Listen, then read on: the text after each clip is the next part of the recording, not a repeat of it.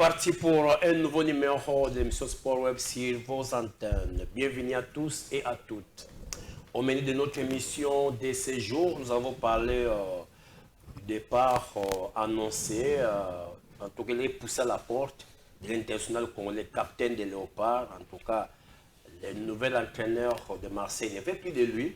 Donc, d'ailleurs, au moment où je suis en train de vous livrer cette information, il est en train de s'entraîner à l'équipe réserve. Et puis, nous allons aussi vous parler des Jeux Olympiques Paris 2024 qui démarrent le vendredi prochain. Et l'heure est à la sensibilisation des athlètes aux Jeux Olympiques sur l'antidopage. Il sera aussi question de vous parler de l'équipe nationale Léopard Senior qui prépare les éliminatoires de la Coupe d'Afrique des Nations Maroc 2025. Des invités au cours de cette émission, il s'agit de grands communicateurs, pas les moindres. Il s'agit de Watt américains, c'est comme des jumeaux, hein? On va t'amener ensemble.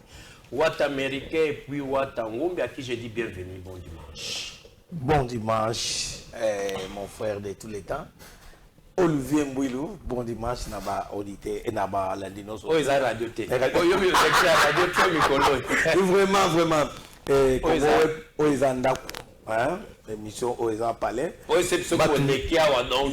Ah, oui, c'est un scandale. Parce que tout le monde a biso libanda ya Congo. Vraiment, tina Manchester, bazolanda biso bayibi ke so tolekiawa na pesi mbote na conseil suprême na pesi coordination mobimba et kambami na président Amadou Djabir na pesi ba avec bien surtout mbote au biso. Merci.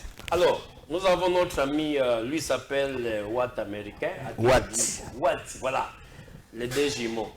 Son amoni bino parce que la fois passée nous avons benga bino. Vous avez vu ce nom, papa Olivier, toya si côté. Ce qui c'est que tous les informations il y a solo. D'abord, santé merci Papa Olivier. Bon dimanche. Na kanisa wa banana anniversaire na ngaya. Parce que c'est un jour spécial pour moi. Bon, c'est un joyeux anniversaire quand même.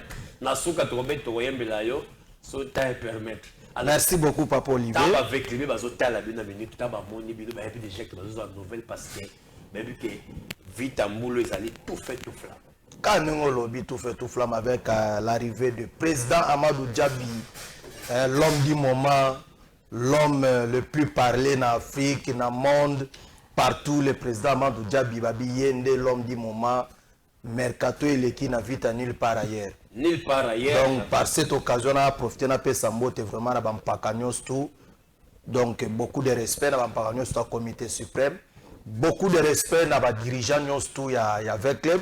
Kobarana président Amadou, kokita na bakonzi ya section foot, kokita sikoyo na bakolo veille ya ba sectionnaire, ba président sectionnaire, bana veille à tout, ba sportif tout en général parce que c'est du fair play. Donc bon dimanche na bango. Voilà, si nous sommes arrivés chez vous, dites merci au directeur des programmes qui fait d'office les résultats de la émission. Lui s'appelle Maurice Gandou, assisté par Gaël et Yale. En termes d'image, nous allons vous proposer l'annonce supplémentaire de l'Olympique de Marseille, Chancel Mbemba, dont l'international congolais Chancel Mbemba ne fait plus partie des plans de l'Olympique de Marseille et du nouvel entraîneur Roberto Deserbi. À en croire les médias français, le journal qui a confirmé cette information. La direction du club a même communiqué ses intentions aux défenseurs qui a été mis au courant qu'on ne fait plus de lui à Marseille. Regardez. Considéré comme le joueur le plus fiable et efficace de l'Olympique de Marseille depuis son arrivée gratuitement lors du mercato estival de 2022, Chancel Mbemba a vu son nom placé sur la liste des joueurs indésirables de l'OM. Une décision très surprenante pour un joueur qui a toujours mis tous les Marseillais et Marseillaises dans sa poche grâce à ses performances stratosphériques. Avec l'arrivée du nouvel entraîneur Roberto Deserbi, le défenseur polyvalent des Léopards de la République démocratique du Congo n'a plus sa chance de poursuivre sa carrière sous les couleurs de l'OM.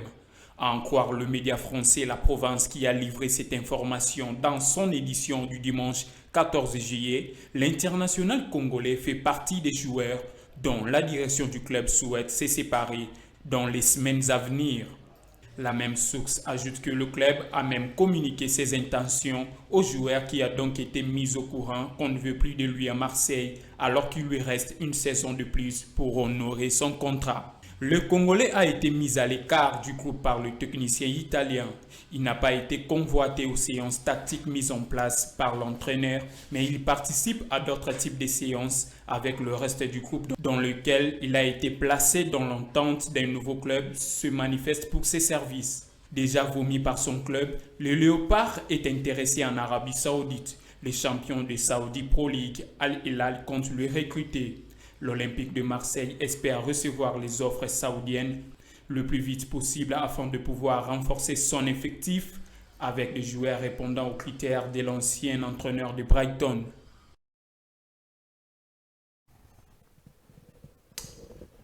De retour sur ce plateau pour commenter cet élément, Wati, nouvelle entraîneur à Marseille, et pourtant entraîneur de nous à Marseille. Donc en tout cas, place à chasser comme les meilleurs joueurs à Marseille. Pour preuve, un défenseur abîmé à Sibi. Mais curieusement, entraîneur au Soga Wouti Sokiwapi, aucun palmarès, a dit que non, niveau il y a chassé Mbemba à Marseille. Vous en tant que sportif, et puis vous réagissez en tant que Congolais parce que Mbemba est capitaine de l'équipe nationale. Ndekonanga Olivier Mouilou, merci beaucoup pour la question. Mon frère, que tout le monde n'est pas appelé à être entraîneur. Ezana batu mususu akache bakwiti na ye ameli na ye asali moi formation ya bi aza entraîneur pour preuve yomo zomona combien de supporters ba abonné ya Olympique de Marseille ndenge nini balembi babaye ba entraîneur mususu baza sans vision ba ya pona ko détruire ba équipe do azoyaka yeni ka bomane ka club Chancel Mbemba. Le capitaine de Léopard, la justice de Dieu yana. Oh mokili mobimba penga taku ayebi na ye français te mais moi na mboka makole pela moto. Hein? Moi na mboka makole pela meilleur défenseur. Ah ndeko na nouvelle one sali biso passe bon.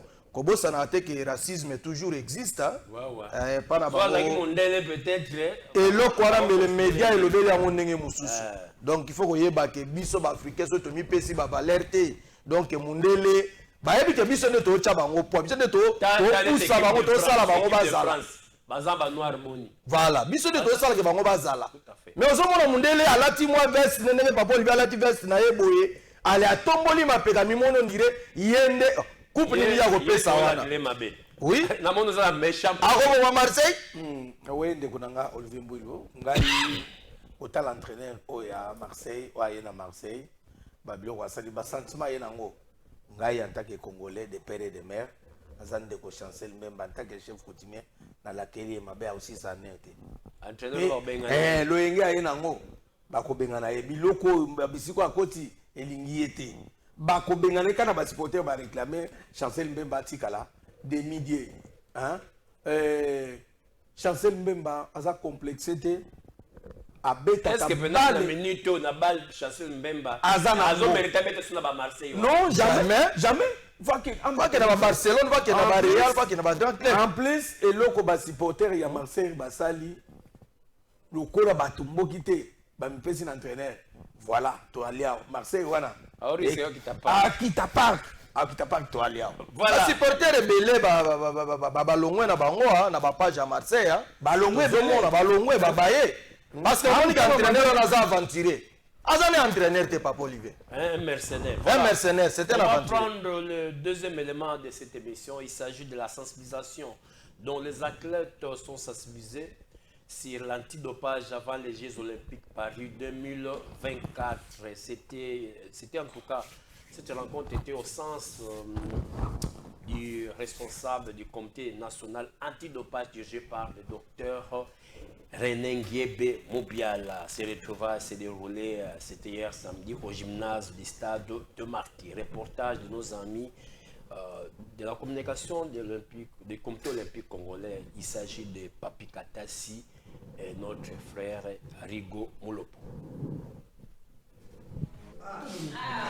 Avant leur départ pour Paris, Ville Lumière, théâtre des Jeux Olympiques d'été 2024, les athlètes de la RDC retenus pour ces Olympiades 33e de la série ont été à l'école du savoir sur le contrôle antidopage. Le samedi 20 juillet 2024, les 4 décès retenus pour Paris étaient en face du Dr René Nguebe Moubiala, coordonnateur du comité national antidopage de la RDC, et Yves Kappa, agent du contrôle antidopage international et chargé de l'éducation antidopage en RDC.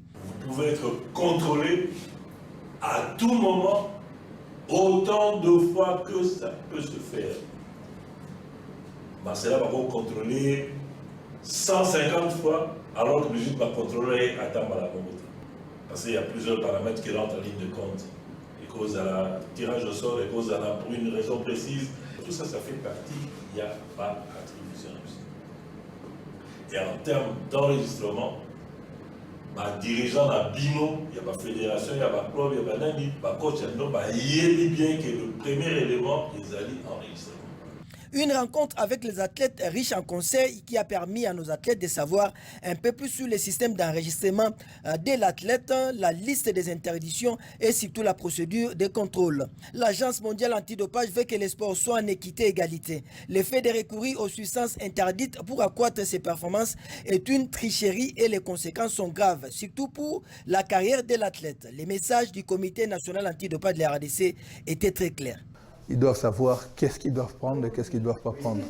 Quelles sont les méthodes qui sont autorisées, quelles sont les méthodes qui ne sont pas autorisées. On essaie de parler de la procédure de contrôle parce que c'est ce qu'ils vont rencontrer durant tous les Jeux. Ils seront en contact avec les personnels qualifiés du dopage et on essaie de faire un petit examen, un petit quiz, et essayer de voir un peu leurs connaissances, tester les niveaux de connaissances. Très heureux et édifiés, les athlètes ont remercié le comité national antidopage de la RDC que dirige le docteur René Nguebe Moubiala et ont promis, tout en respectant les règles antidopage, de mouiller les maillots tricolores en France. L'idée et l'initiative du docteur Nguebe, qui est notre chef au comité olympique. Et des fois, nous personnellement, les athlètes, nous prenons n'importe quoi, mais si nous n'avons pas de conseillers, ça risque de nous fermer tous les liens, les lignes de notre carrière. C'est bien de nous annoncer tout ça et nous prévenir pour que nous soyons sages. Avant de prendre quelque chose, il faut que nous puissions consulter nos docteurs. Au lieu de prendre n'importe quoi pour nous renforcer ou pour abaisser des poids ou faire n'importe quoi. C'est mieux de consulter le docteur avant de prendre le médicament. C'est ma deuxième fois. Et je ferais mieux que Tokyo cette fois-ci. Vu c'est que nous sommes en train de faire l'expérience de participer dans plusieurs compétitions et ça peut nous donner encore la chance de bien participer, de ne pas sortir ridicule sur les rings. On fera mieux qu'à Tokyo. Ça se faisait qu'on nous a recrutés pour faire les tests, on peut s'en sortir facilement. Et ce que la RDC veut attendre de moi, c'est une représentation valable du pays au niveau olympique et voire même une médaille si tout va bien en tout cas, parce que je vais donner les meilleurs de moi-même pour remporter moi une médaille et donner une médaille au moins au pays. Je suis satisfaite de cet échange parce que je me suis rendu compte que j'ignorais beaucoup de choses sur le dopage et là j'ai beaucoup appris. Bon, moralement, je crois que je me suis faite à l'idée parce qu'avant c'était un peu, vu que c'était loin, il y avait encore le temps, mais là aux approches des Jeux, dans quelques jours, je crois que j'ai enfin accepté, je crois que je suis prête. Je suis très content de participer dans ce test de simulation de lutte contre l'antidopage. Je pense que j'ai retenu quelque chose et ça me va droit. Je me suis préparé en conséquent et je sais que je n'ai pas utilisé de mauvais produits pour que je sois en forme et participer. Non, je suis là normal, à sec comme tout le monde, donc je vais faire quelque chose de mieux. Ayant compris les différents moyens antidopage, c'est quoi le dopage, le fonctionnement des tests antidopage ainsi que les sanctions du dopage, les athlètes sont... Voilà, avant que je puisse accorder la parole à mes invités, les athlètes qui sont qualifiés pour les Jeux Olympiques Paris 2024, ils sont seulement au nombre de 6. Il s'agit de Kisoka Kiamfumu Arnaud, en judo, catégorie de moins de 60 kg. En natation, nous avons Nombe Pelenda Aristote, style nage libre, 50 mètres brasse et papillon.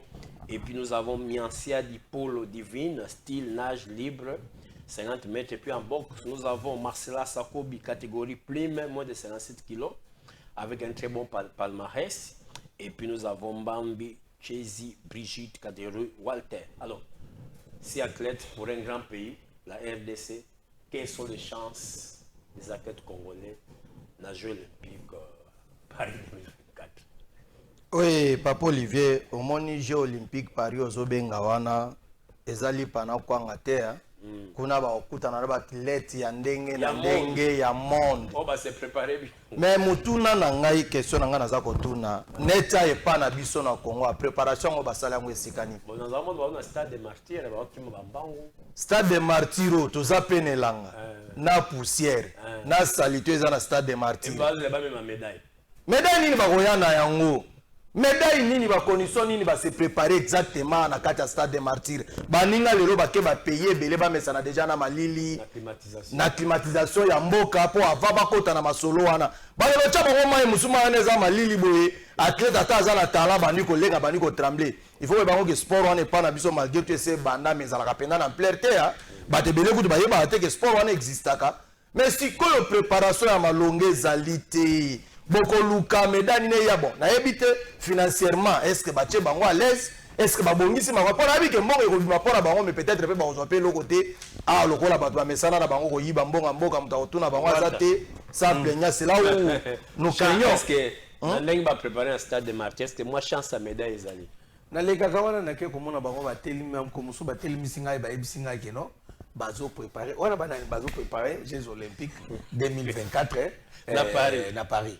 Na bien et belé à zelubo na stade de martyrs ba pays musu to ko se retrouver na bango bazana ba stage na stade de martyrs na condition wana te ministre ya sport ayawa do chance à médaille exacte exacte ministre ya sport ayawa na ba vitesse ayi na ngwana siko azara mais préparation après tous la Congo médaille non te tala nzamba sport alingane bongo te azana lolenge nango ba préparer en conséquence na ba façon bango ba préparer wana bango 6 pardon ba je nenge bazawa na bango 6 mutina moto azana discipline na ye a go défendre kuna ozo mpande siko nenge ba kena ba control wana yozela ozo médaille na élite football ngo ata ba anglais kutu banglais o babanda mambo yango ya sport ya surtout tokela côté ya moto mais vraiment boy na ndenge bango bazosala wana papa botika ba aventure o tozosala na mboka na biso tolinga mboka na ba condition bana bato ko préparer Jeux olympiques Paris na stade de martyrs o bato mususu okena ba mboka mususu neti ba pays mususu na kotanga te ya mike ba ke ba stage ne na uti kolanda na net 64 après d'indépendance ata médaille ya libaya nantozo nanu tozwa te tala na degré nanu tozwa te sérieux ezate na domaine ya sport tolinga mboka botika ba aventure tozosala siko bakokende après moto ya ba se comporter très bien donc ne ba se comporter ba beti wana na fulu wana na ba pousser eza na stade de martyrs na biso na elanga na biso awa bino bokomi kozela bango baya na eloko nini mais malgré ça courage bana mboka bo travailler kaka po drapeau kaka epe pa ba forcer kaka nzoto drapeau epe pa kuna mais tango drapeau epe pa kuna après masolo yebelado alors makasi kana kombo na munoko sport lelo penda projet zali bokenda so ba course ya mwilu ya ba Kongo elinge kokana na kombo na yo ti lelo application na mweza wa application na mweza wa lelo ba ministre ka kuta sala te loko te na yoki kuna ke ministre wa utokota na so na ministre le bozoka wasala loko moko te poto yebi ke système ba balianga na bango oya utokota na yoka pe lisusu ka ba no senga soko tant de millions ka pona peinture ya martyr. Bon, si vous voyez les sabisos, si vous voyez mboka ngoto linga ngona lolenge ni loko ni na malamu to kozwa. Voilà, tout c'est bon. On peut que souhaiter bonne chance. Mais infrastructure la préparation exacte. Bonne chance. Politique sportive na mboko ezalaka te. Merci, bonne chance aux représentants congolais. Moi, ma crainte est de voir que notre participation puisse se résumer sur la devise de Pierre de Coubertin, l'essentiel de participer. Changeons de chapitre pour parler de Léopard qui prépare les éliminatoires de la Coupe d'Afrique des Nations Maroc 2025. Donc, le sélectionneur de Léopard de la RD Congo, Sébastien Desabre, rassuré pour le futur par le ministre des Sports Didier Boutimbu. Le mardi, c'était le 16 juillet 2024. Donc, on peut voir en listation les photos de la rencontre. Voilà, merci au DIPRO. Le ministre des Sports a rencontré à Paris les sélectionneurs de Léopard Senior. Cette rencontre fructueuse a permis d'échanger sur les projets et les défis à venir pour les léopards. Sébastien Desabre s'est montré rassuré quant à la continuité de sa tâche et des préparatifs pour l'éliminatoire à venir. Donc voilà, c'est quand même une très bonne chose parce que la RDC est engagée aux éliminatoires de la Coupe du Monde, donc il va se disputer en 2026. Nous sommes 3e dans notre groupe et puis nous allons aussi disputer, comme je le disais tantôt, les éliminatoires de la Coupe d'Afrique des Nations, donc Maroc 2025. Alors, mon analyse, parce que vous avez quitté, tirage au sort et Salemaki, tout ça dans la Coupe H, l'éliminatoire Rwanda, Tobetana Tanzanie, tout ça dans Éthiopie et na Guinée. Chance à Léopard et Zandé. Bon, chance à Léopard, je crois que tu as du côté Léopard, nous avons doute parce que nous avons un entraîneur à Ewana, moi, savoir Ezali. Parmi les joueurs, nous avons convoqué tout le monde à Penda Batalan Ezali. Le problème Ezali, bisonde ba dirigeant, bisonde ba kondi amboka to cha sérieux. Au monaki l'équipe beti bien, ba tout so que non ba ke kumisa soki banda kunini, ba tout comme kuna ministre azumbonge komi aye, ba joueur po ba zo, il faut ba senga or c'est leur droit. Il faut qu'on mette tout le monde à l'aise na musala zo sala na souci azana parce que ça ko représenter image amboka papa Olivier. Ba sala na ba peinture te.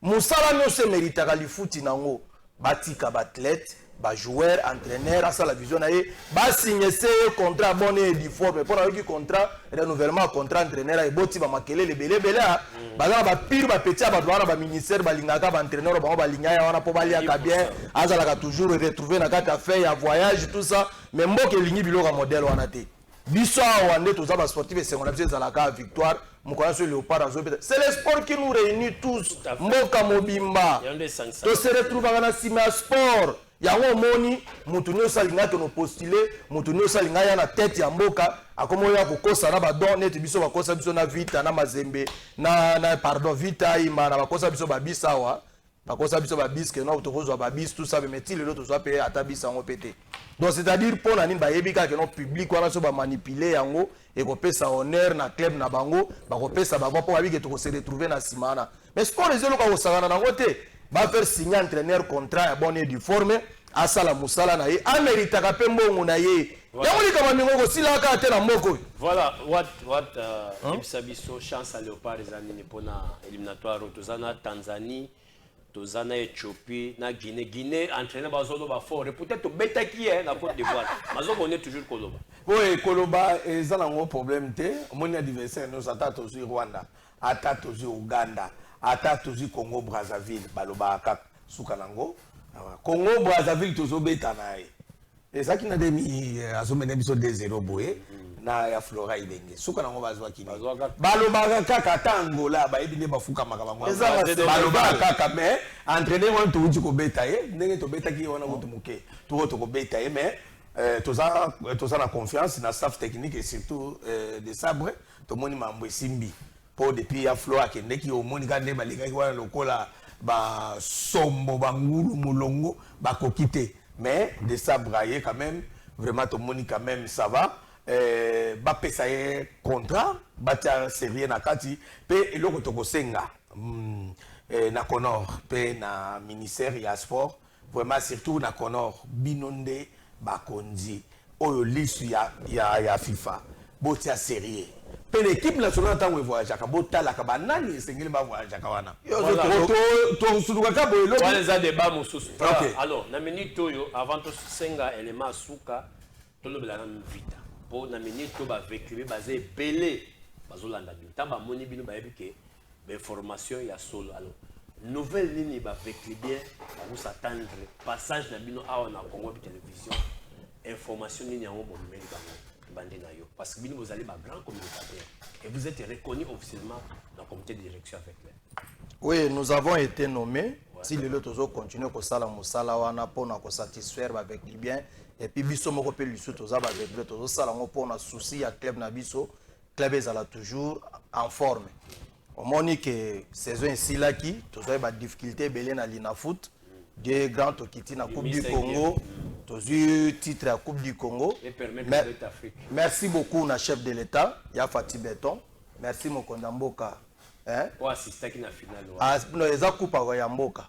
Il faut qu'à ça nécessairement, il faut qu'à ça la kawana, to moni ba continuer sur le gouvernement, ministre ya sport, azala ki wana ministre ya premier ministre azalaki wana tomona président assemblée nationale ya Vital Kamerhe donc la tête qui fonctionne bien bazalaki wana donc salaki biso honneur alors sikoyo lokola nesi laki yango nazoya TV zangonga tata nazoya tika remercier bakonzi ya mboka baone basalaki ba club na biso tout à fait mais yebaka pe TV zangonga oui lobby déjà lundi ndenge za boye déjà donc prise de contact ya ba joueur nyonso ba joueur déjà si bayaki na ndambo batikalaki awa donc lundi déjà masole bani me a huis clos et wapi wana supporter akoko yate na tata Raphaël supporter akoko yate akokota te supporter azela jour ya présentation ya ba joueur autre comme on a ba talent to ba histoire ba joueur ba contrat ba joueur ba ko bana ba terrain sombe ba malien ba ougandais ba nini non mercato pende salemine avec les combien de joueurs bo sombe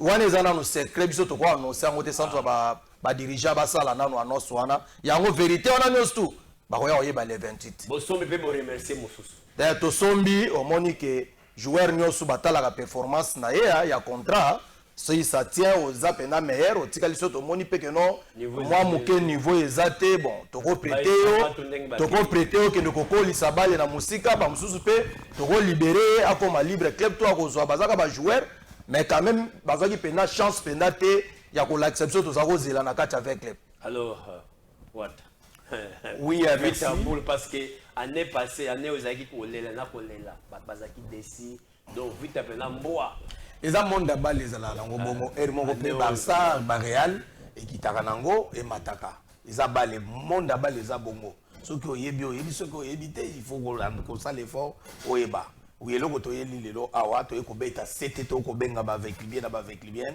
esika ba akolanda biso biso to yaka pamba te biso to ba avec bien qui sait que donc bino boyebi esika to bandi na bino boyebi watangu mbatango na lekaka soki na lobi etikala ka to ko soutenir équipe na biso na lobaka yango ti mokolo na kokufa na ko soutenir avec rien que vita président Amadou Djabir azala likolo wana na ba membre nyonso to ya coordination boyebi ke biso eloko ba bengi buzoba na lukuta to s'engageaka na ngoti avec club biso to boya biso to za océan to boya salite na zo yebisa bino bana veya le 28 le rôle d'entraînement ils ont dans lobby en huis clos l'entraîneur nim kana le même entraîneur Abslam Wadou Bissonionso le 28 tozoba le 28 dimanche il y a dimanche prochain Bissonionso na tata Raphaël déjà 10 heures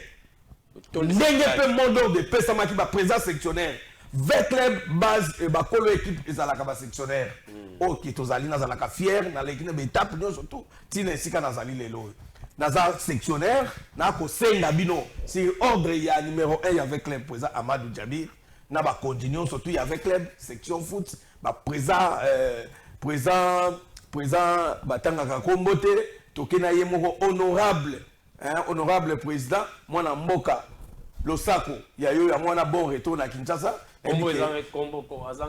kombo na ye te kombo na ezalio mapamboli honorable député national mapamboli président Flori Mapamboli ozolanda kombo na ye kitoko bazosala bilembo kuna na bana ve ya bana mbongo ane oyo nyamu ezate soki nyamu tokoya toyebisi président dénoncer cette fois-ci idéologie ya sika ngwana soki ozokoka te na place wana yo moko bendana osolo na bakonzi mais soki kaka nyamu tiji oyebi oyo eza parler na biso toyaka ko dénoncer awa tokul mabe tolingi te totika vita ekende liboso vita esangisi yo nanga ozotala ngai tokende biso nyonso ba joueur na biso baza déjà na kin lobby babandi entraînement wana ebengi mutu te akende kuna tobomba posa na biso tobongisama déjà à partir ya lobby soki toleki lisusu awa na ba jour ezolanda tozoko yebisa bino bakonzi ba décider nini pona droit d'entrée mokolo ya le 28 wana pona kotala ba joueur donc komela ngai awa parce que monsieur est en direct oui ba komeli ngai oui tozolanda bino awa botunela biso epa wata na wati droit d'entrée zandeni Oui, Papa Olivier, au moni avec Libyen pour une équipe naie droit d'entrée big tous en habitude on a déjà sur 2000 3000 les ans on le la précision il a pris mais le coup les entraînements to ya otala ba jogo na biso mercato to sombi tous en a souci na on a pris penalty quel que soit prix ba ko tia to ko somba to ko kota poto ko tsambo on équipe na biso ba ya ebele ndeko na ngai babo sana pété que lundi reprise quand ndenge to lobia ya entraînement huis clos supporter à côté té ko kene ko chama kelele te za droit na yo me ba bengi yo te zela sikoyo lundi za droit na ete lundi za droit na ete après wana zo information na bitano après wana journée lundi to za l'assemblée générale hein extraordinaire to za l'assemblée générale oyo biso nyonso to sala rapport ya ane otoleka kuna pe eza na nombre limité ya bato babengisi soko ozeli yo te ozi invitation te oya kosala désordre te tolingi vita tokola na mentalité vite comme semi professionnel il faut biso pe ba supporter to changer pe comportement na biso alors sikoyo milulu wana tango babengi biso le 28 tozala na Tata Raphaël. Donc, il y a des joueurs qui de partout, la majorité qui libanda. Il y a un comportement malamu ya koyembela, tokuni sabango, bamona pena donc le moto wana bayoka pena na nzoto pena ninga na bi kolo Kinshasa vite ayo mutu mukwa. Nzombo le soir, yango moni Papa Olivier, tellement tozalaki na tozu bénédiction te ya président Amadou Diabité to koya ko leka na médiaté pona za kosenga po leka po habité au moment porté bo leka bien sûr biso toza skoyo ba communicateur to uti na ba section na ba base to leka na ba désordre te na télévision to leka par ordre ya coordination ozomona to leka par ordre ya coordination apesi ordre bo kende bo informer ba avec bien makamuse tali makama ba joueur mitune bele ba kozala nango bazela ki les droits bato ba sali recrutement président Moga Zawana a ko expliquer bango tant to kutana na bango bon ezali peu prévu rencontre à supporter na président Madou toujours il a juste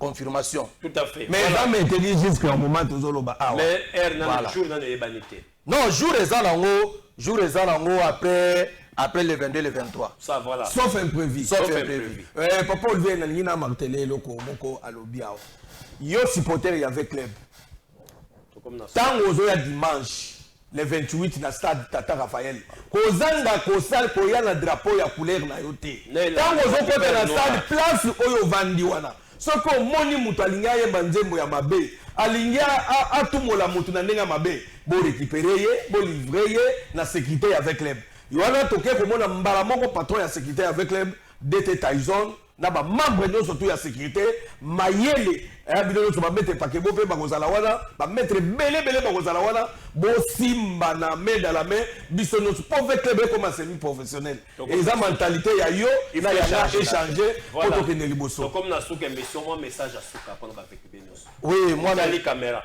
oui moi message à souka ezali merci vraiment la coordination na ndenga sombi ba joueur rebelle ba joueur mususu ba kei et sali biso penda bien celle biso penda sai to accorder bango bonne chance ba matana pelouse ba honorer avec club wana na kepe souka remercier président na biso section foot au batanga ka kombote en tout cas vraiment azo sunga penda ba avec bien tozunda ki sa ya Blaise Abela kiawa Blaise Kiaku à côté qui a Chiji a commis très bien Dieu soit loué to moni pe sous docteur le fils na bokasi na ye na mbongo ne ya poche azo sunga to lingi pe moi politique wana ezalaka na ba club na biso muta servir équipe à plein temps soka beli soka zu moi problème ça va équipe sunga pe merci papa Olivier merci na ndenge to leka ka to ebisa ba avec bien na ba avec bien que to zongeli bana veya to simba la main dans la main to se comporter très bien mbote na ba avec bien ba sectionnaire bote le équipe ezaka ya bino pour so botelemi là boko zonzela boko ne kosenga to lingi boye soki botelemi te boko senga bosenga na bino pa président Amadou Diabir ndenge ni toza la main dans la main to telema to zongia na ndenge tozalaki na stade ya 20 moko telema to tambola ensemble mbote na ndako na ngai na petit frère Aouti pena Kasongolunda na village natal aye BP Moïse voilà petit mbote tout comme dans cette émission en tout cas c'est un message que nous mettons un terme à l'émission de ce soir mais laissez-moi quand même faire un grand coucou au comité de l'église Maison des Potiers c'était la gloire nous pensons frère John frère Kiala frère Niwa, frère Tristan, maman Claudine, papa Mbouka, sœur Dorcas, sœur Élisée, sœur Esther, sans oublier le pasteur Rive et maman Naomi, et pourquoi pas le docteur Thierry.